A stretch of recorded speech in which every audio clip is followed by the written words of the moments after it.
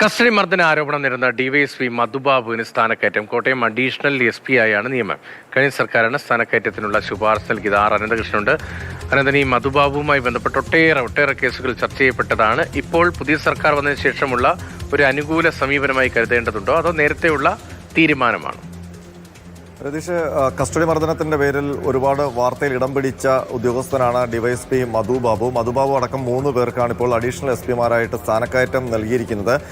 കഴിഞ്ഞ സർക്കാർ പോകുന്നതിന് തൊട്ടു മുൻപ് ഏപ്രിൽ മാസത്തിൽ മധുബാബുവിന് സ്ഥാനക്കയറ്റം നൽകാൻ ഡിപ്പാർട്ട്മെന്റൽ പ്രൊമോഷൻ കൗൺസിലിന് സർക്കാർ ശുപാർശ നൽകിയെന്നുള്ള വാർത്ത മാതൃഭൂമി ന്യൂസ് പുറത്തുവിട്ടിരുന്നു. അത് അന്ന് വലിയ വാർത്തയാവുകയും ചെയ്തു.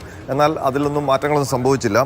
ആ ഉദ്യോഗസ്ഥനെ പ്രൊമോഷൻ നൽകിക്കൊണ്ട് തീരുമാനമായി.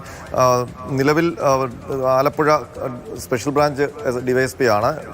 അഡീഷണൽ SP കോട്ടയമായിട്ടാണ് സ്ഥാനക്കയറ്റം നൽകി പുതിയ നിയമനം മധുബാബുവിന് നൽകിയിരിക്കുന്നത്. Niyas P state special branch headquarters special ബ്രാഞ്ചിൻ്റെ ഹെഡ്ക്വാർട്ടേഴ്സ് DYSP ആയ നിയാസ് Pക്ക് അഡീഷണൽ SP കൊല്ലം റൂറലിലേക്കാണ് പ്രൊമോഷൻ പോസ്റ്റിംഗ്.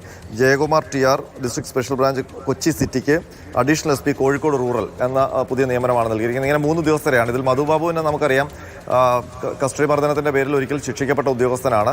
മാത്രമല്ല അതിനുശേഷവും പത്തനംതിട്ടയായാലും ആലപ്പുഴയായാലും മധുബാബുവിനെതിരെ വലിയ ആരോപണങ്ങൾ കസ്റ്റഡി മർദ്ദനവുമായി ബന്ധപ്പെട്ട് ഉയർന്നു.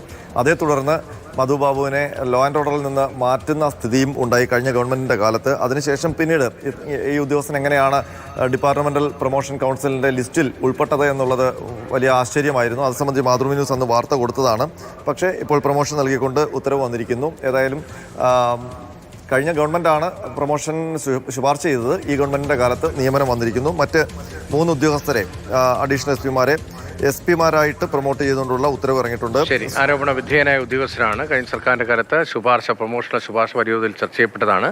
പക്ഷേ ഈ സർക്കാർ വന്നിട്ടും ആ പ്രൊമോഷൻ നടപ്പാവുകയാണ്. അത് ഏത് സാഹചര്യത്തിൽ എന്നത് സ്വാഭാവികമായും സർക്കാർ തന്നെയാണ് വിശദീകരിക്കേണ്ടി വരിക. കസ്റ്റഡി മർദ്ദനത്തിൽ ആരോപണം നേരിടുന്ന ശിക്ഷിക്കപ്പെട്ട DYSP മധുബാബുവിനാണ് ഇപ്പോൾ സ്ഥാനക്കയറ്റം ഉണ്ടായിരുന്നത്. കോട്ടയം അഡീഷണൽ SP ആയാണ് നിയമനം വന്നിരിക്കുന്നത്. ഏത് സാഹചര്യത്തിൽ ആ നിയമനം എന്ന കാര്യത്തിൽ ആഭ്യന്തര വകുപ്പ് സ്വാഭാവികമായും വിശദീകരണം നൽകും എന്ന് പ്രതീക്ഷിക്കാം. അനന്തകൃഷ്ണനാണ് വിവരങ്ങൾ നൽകിയത്.